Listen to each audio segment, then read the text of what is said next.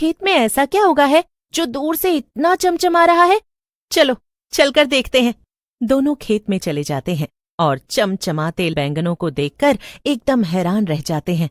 हाँ, ये तो कमाल है। मैंने ऐसे बैंगन का खेत पहले कभी नहीं देखा।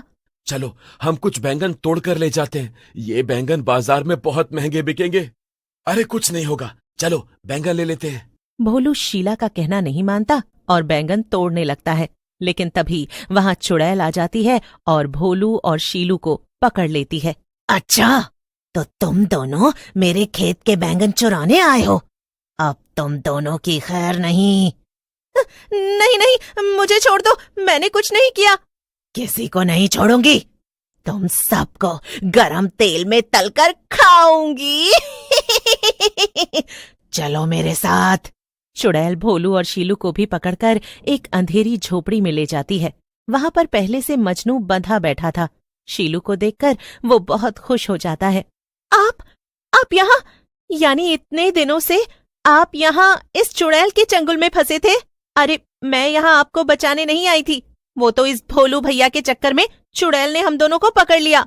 चलो चलो, बहुत हो गया तुम लोगों का मिलना जुलना। अब मैं जल्दी से अपने बैंगन तोड़ कर लाती हूँ, फिर तुम सब की मस्त सब्जी बनाकर खाऊंगी। फिर मेरी शक्ति 2 गुनी हो जाएगी। ये कहकर चुड़ैल वहां से चली जाती है और भोलू तो जोर जोर से रोने ही लगता है। चुप करो भोलू भैया, एक तो ये सब तुम्हारी वजह से हुआ, ऊपर से ऐसे जोर जोर से रो रहे हो। कुछ सोचने दोगे या नहीं? शीलू की डांट पड़ते ही भोलू चुप हो जाता है। तभी मजनू कहता है, शीलू, इस चुड़ैल की शक्ति इसके लाल बैंगनों में है। ये अक्सर उन्हें ही खाकर अपनी शक्ति बढ़ाती है, और आज तो ये हमें भी साथ खाने वाली है। फिर इसकी शक्ति 2 गुनी हो जाएगी। अच्छा, फिर तो हमें किसी तरह से इसके बैंगन के खेत बर्बाद करने होंगे, तभी हम बच पाएंगे। रुको, मेरे पास एक छोटी छुरी है, मैं अभी सबकी रस्सियां खोलती हूँ।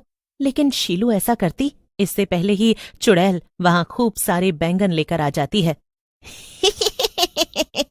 अब बनाऊंगी तुम सबकी सब्जी। पहले मैं ये बैंगन पका लूं, उसके बाद तुम सबको कढ़ाई में डालूंगी। आबरा का डाबरा।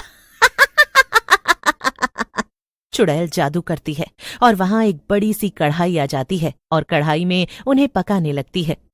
अब तो सिर्फ एक ही तरीका है, इस चुड़ैल को शक्ति इन बैंगनों से मिलती है ना, तो इसके बैंगन हम खा जाते हैं। मैं तुम दोनों के पैर की रस्सी अपनी छुरी से काट देती हूँ, फिर तुम दोनों एक साथ बाहर की तरफ भागना, ताकि इस चुड़ैल का ध्यान तुम दोनों की तरफ चला जाए, और फिर मैं इसकी सारी बैंगन की सब्जी खा लूंगी और मैं इसके जितनी ताकतवर हो जाऊंगी, फिर इसे आसानी से हरा दूंगी। 3 गिनते ही दोनों बाहर की तरफ भागते हैं। अरे ये दोनों कहाँ भाग गए? अभी पकड़ कर लाती हूँ। चुड़ैल भी बाहर चली जाती है और उतनी देर में शीलू चुड़ैल की सारी बैंगन की सब्जी खा जाती है। वाह वाह, ये खाकर तो बड़ा अच्छा लग रहा है। अब जाकर इस चुड़ैल को सबक सिखाती हूँ। जैसे ही शीलू बाहर निकलती है तो वो देखती है कि चुड़ैल भोलू और मजनू को पकड़कर वापस ला रही थी।